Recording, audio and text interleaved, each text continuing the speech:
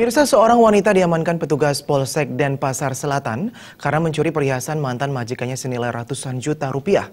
Sang suami yang sempat menyarankan sang istri untuk mengembalikan barang hasil curian turut diamankan petugas karena ikut menikmati hasil curian tersebut. Mesak Domingus Gah, 24 tahun, tidak menyangka akibat perbuatan istrinya Karina Betu Naur, 22 tahun, kini harus mendekam di sel tahanan Polsek Denpasar Selatan.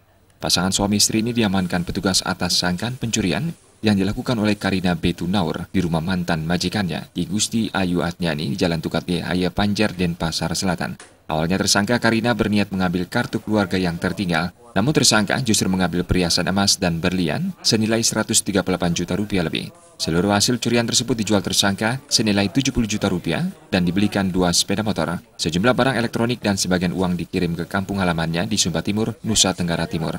Sang suami Domingus sempat menyarankan untuk mengembalikan perhiasan tersebut, namun ditolak oleh tersangka Karina. Tetapi petugas turut mengamankan Domingus karena ia turut menikmati hasil curian, yakni sebuah sepeda motor yang dibelikan sang istri. Dia hanya kebetulan di saat dia mau mengambil kartu keluarga di TKP, dia melihat satu bungkus kain yang berisi yang dia kira uang, ternyata dia lihat adalah emas. Jadi tanpa pikir panjang dia langsung ambil emas itu dan langsung dijual keesokan harinya. Kerugiannya berapa? Dari pihak korban mengklaim kerugian sekitar 130 juta. Hasil dari kejahatan itu digunakan untuk apa sama ini? Hasil kejahatan emas itu dijual laku sekitar 70 juta.